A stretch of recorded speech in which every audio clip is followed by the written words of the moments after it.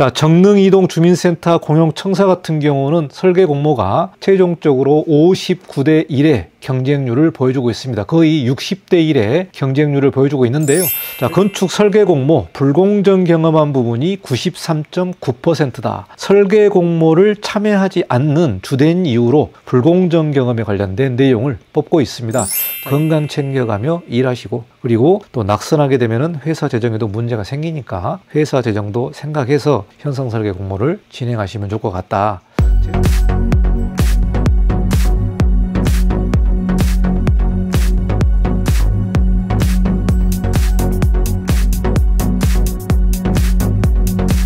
네, 안녕하십니까. 이관영 건축사입니다. 이번 시간은 건축 설계 공모에 관련된 내용을 여러분과 같이 공부해 보도록 하겠습니다.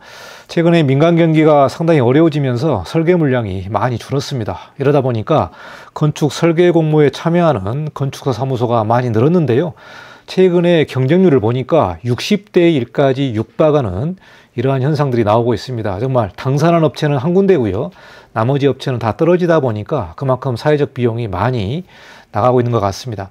자, 대한건축사협회에서 1168명을 대상으로 건축 설계 공모에 관련된 설문조사를 했습니다. 그래서 설계 공모에 참여하는지 아니면 참여하지 않으면 어떠한 이유로 참여하지 않는지 그 내용을 좀 물어봤는데요. 여러분, 이 내용을 보시고 건축 설계 공모 현상이 어떻게 되는지, 그리고 어떤 문제점이 있는지 그 내용을 좀 하나하나씩 살펴보도록 하겠습니다. 자, 그러면은 건축 설계 공모 내용을 좀 보도록 하겠습니다. 자, 서울시 같은 경우는 매년 공공현상이 나오고 있는데요. 서울시는 프로젝트 서울이라는 사이트에 이 설계 공모와 결과를 발표하고 있습니다.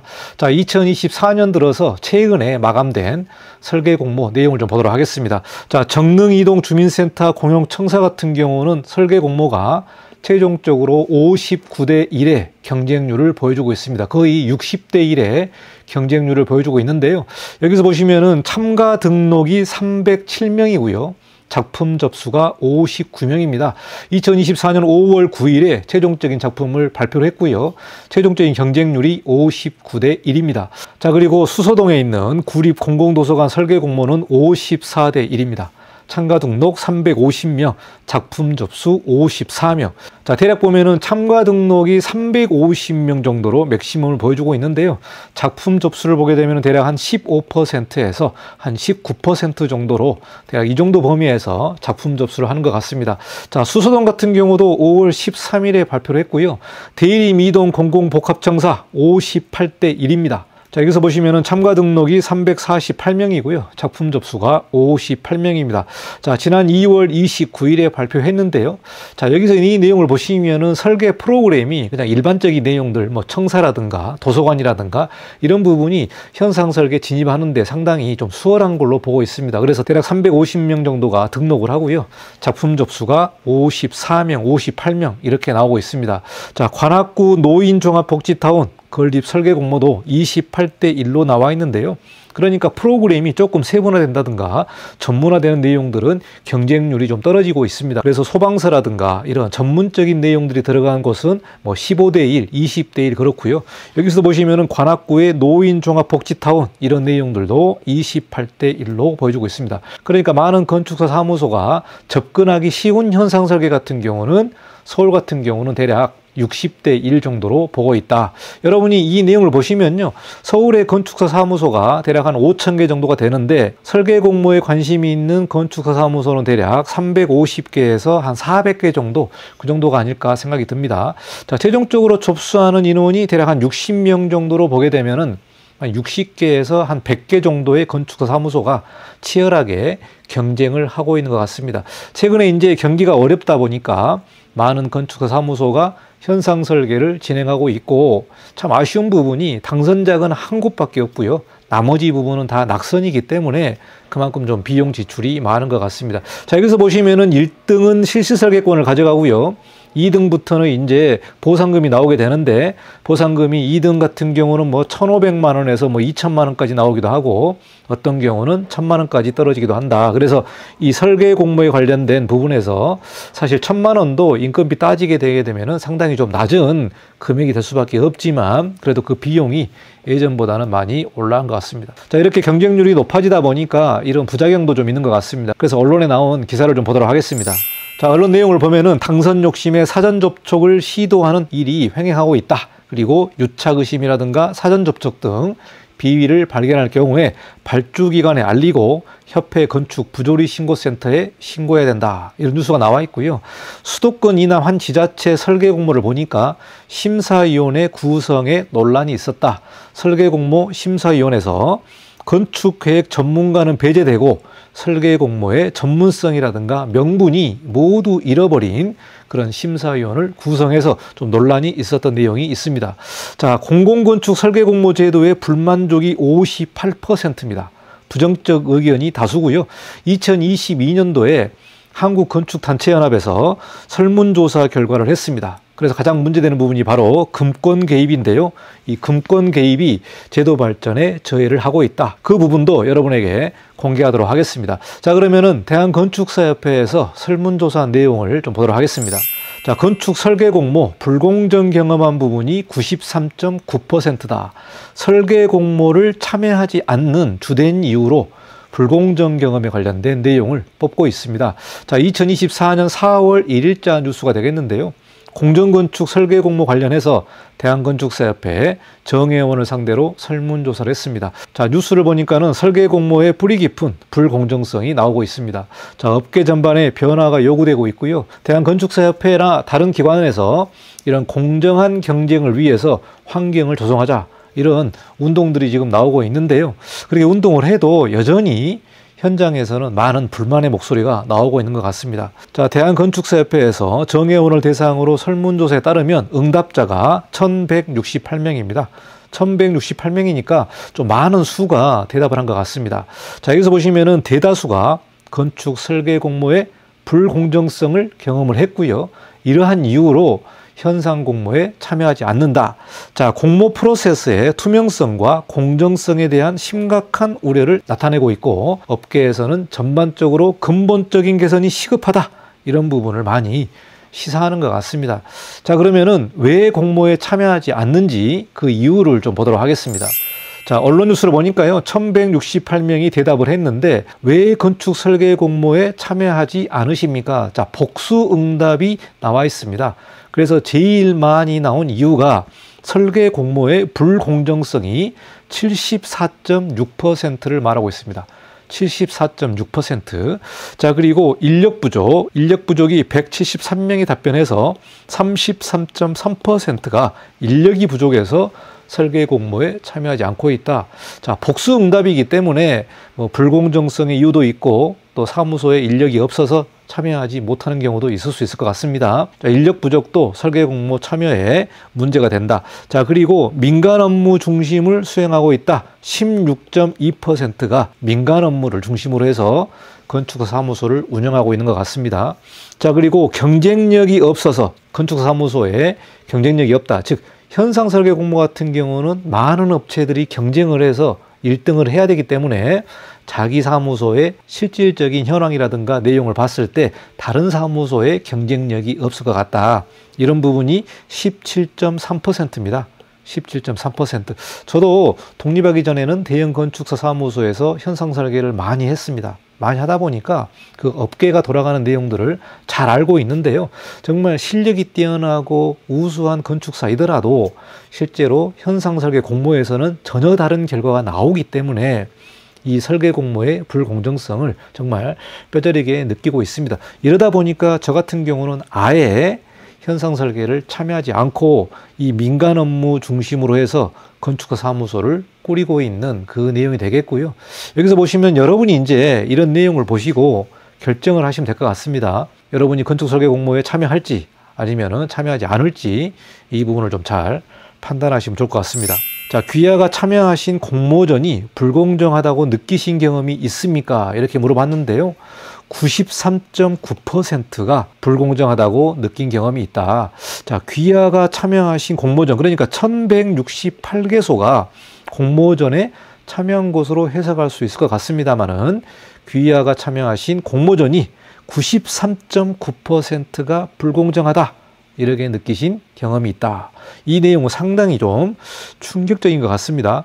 이렇게 많은 부분이 불공정하다라고 느꼈다면은 이 현상 설계가 제대로 이루어지지 않고 무언가 다른 힘이 작동한다든지 이런 금권이라든지 학연이라든지 이런 내용들이 많이 작용하는 것으로 보고 있습니다. 자, 그러면은요, 불공정하다고 느낀 이 내용 중에서 어떠한 부분들이 문제가 있는지 이 설문조사도 살펴보도록 하겠습니다. 자, 불공정하다고 느꼈다면은 어떤 부분에서 불공정을 느끼셨습니까? 이 불공정에 관련된 부분을 지적을 하고 있습니다. 자, 이 부분도 복수응답으로 답변을 했는데요. 여기서 보시면은 가장 많이 나온 답변이 참여심사위원을 사전 접촉하거나 금품을 제공하는 내용이다. 이게 바로 680명이 답변을 했고요. 61.5%가 사전 접촉과 금품 제공의 내용이 가장 불공정하다고 느꼈습니다. 최근에는 사전 접촉이 만약에 걸리게 된다면은 상당히 큰 제재를 받는 것으로 알고 있습니다. 이러다 보니까 공모전에 참여한 회사끼리 서로를 감시하고 사전 접촉이 있다면은 바로 고발 조치를 한다든지 이러한 제재를 하는 것 같습니다. 자, 심각한 부분이 사전 접촉과 금품 제공인데요. 이 부분이 무려 61.5%가 되겠습니다. 자, 두 번째는 경험이나 능력이 부족한 심사위원을 선정을 해서 심사를 하는 부분이 불만의 요인으로 많이 나오는 것 같습니다. 그러다 보니까 이 현상 설계에 참여하는 건축사들 수준이 상당히 높습니다. 그러니까 참여하는 건축사의 이 수준은 나도 디자인을 어느 정도 한다, 그리고 교육이라든가 이런 수준이 일정 이상이라고 본다면은 자신보다 더 떨어지는 그 경험이나 능력을 가진 사람이 심사를 한다는 부분에 있어서 상당히 자괴감도 있을 수 있고 좀 받아들이기 어려운 그런 내용들을 현장에서는 말을 많이 하는 것 같습니다. 그래서 이 부분이 이제 581명이 답변했고요. 52.6%가 심사위원의 자질을 지적을 하고 있습니다. 이 부분은 조금 상당히 개선을 해야 될 것 같고요. 이 발주처라든가 공모처에서 이 내용도 좀 잘 판단하시고 정말 실력 있는 심사위원을 위촉하시는 게 좋을 것 같다, 이런 생각이 듭니다. 자, 그리고 특정 학교나 지역에 편중된 심사위원, 이 부분이 이제 학연이죠. 학연 같은 경우는 51.9%가 불공정하다고 대답을 하고 있습니다. 자, 건축 단체를 보게 되면은 우리나라에 여러 단체들이 있습니다. 그래서 대략 한 5개에서 6개 단체들이 있는데 그 단체들끼리에 또 학연이라든가 또 이런 지원들이 있기 때문에 이런 학연 지원도 상당히 문제가 되는 것 같습니다. 자, 그리고 문제가 되는 부분이 지침이나 법규 위반한 작품에 대해서 페널티 적용하는 것에 미흡하다. 이 부분은 이제 객관적으로 데이터가 나오기 때문에 이 부분은 좀 수긍하기가 상당히 어려운 것 같습니다. 44.9%가 지침 위반이라든가 법규 위반을 했다면은 좀 페널티를 과감하게 적용하고 좀 마이너스 점수를 줘야 되는데 그 부분이 미흡하게 가다 보니까 이 부분은 이제 실무에서 말하는 현상 설계인지 아니면 단순한 아이디어 현상 설계인지에 대해서 정말 의심을 가질 수밖에 없다, 이렇게 판단할 수 있을 것 같습니다.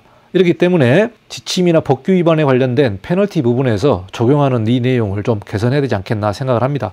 자, 심사 과정 또는 심사 결과 공개가 미흡하다. 이 부분이 43.5%고요.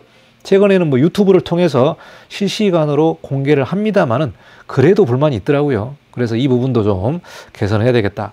자, 작품 선정 과정에서 토론 또는 의견 표명이 미흡하다. 37.1%입니다.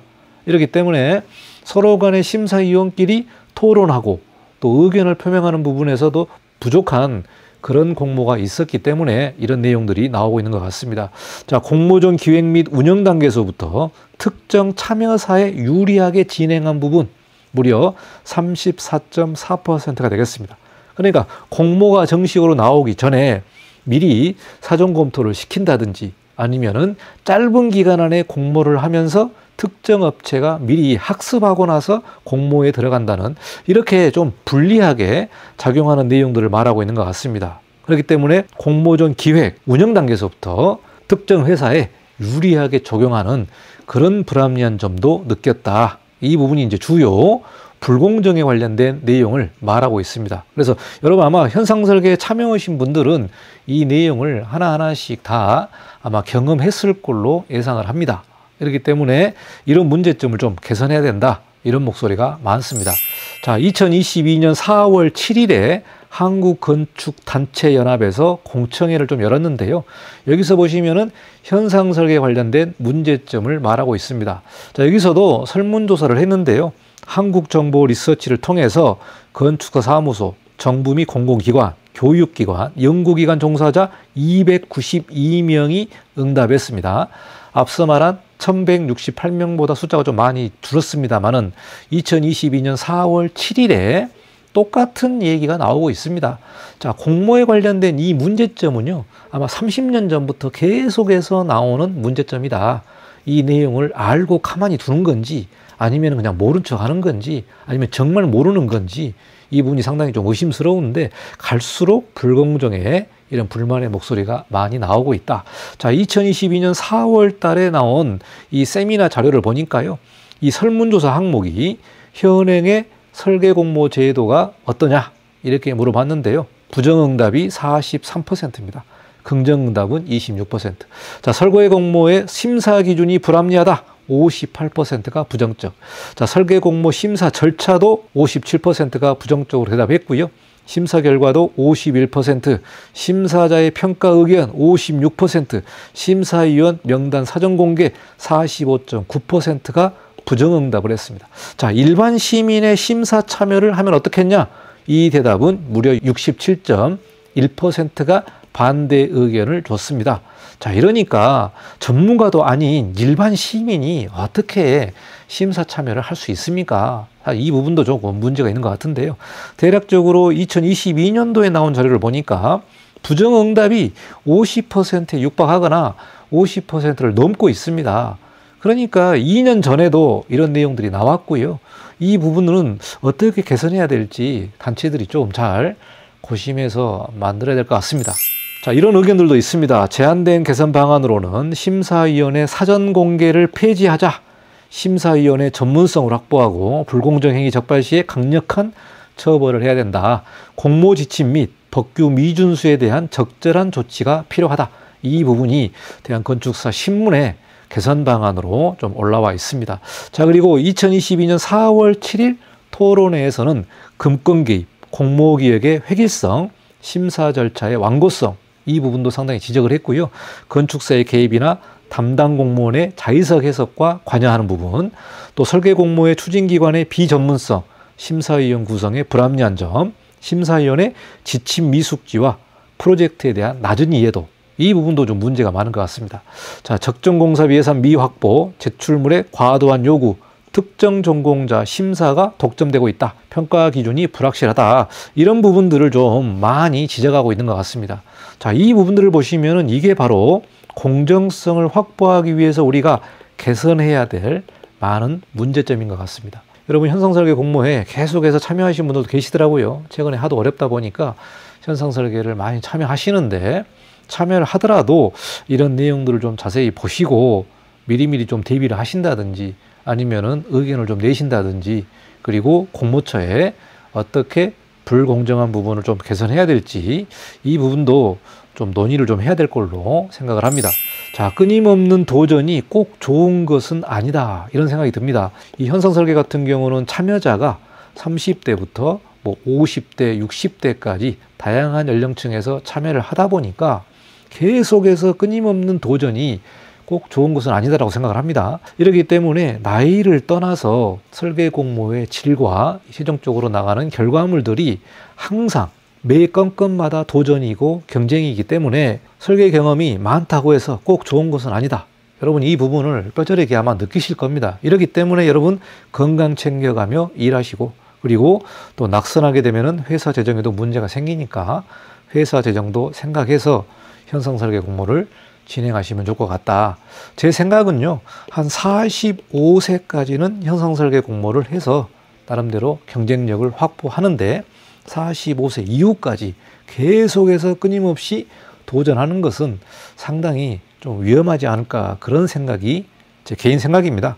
이러다 보니까 여러분이 가지고 있는 자체적인 상황과 또 건강, 회사 재정, 여러분의 자신감, 자존감, 이런 부분들을 종합적으로 고려를 해서 현상설계 참여할지 참여하지 말지, 이 내용을 잘 판단하시고 여러분 사무소 잘 운영하시기 바라겠습니다. 저희까지 최근에 경쟁률이 너무 많이 올라가서 정말 떨어진 업체들이 상당히 많은데요. 거의 뭐 60대 1까지 육박하기 때문에 이렇게 높은 경쟁률에서도 어떻게 내가 판단할지 이 내용을 좀 말씀드렸습니다. 여기까지 건축 뉴스를 마치고 다음 시간에 또 뵙도록 하겠습니다. 감사합니다. 이관용 건축사였습니다.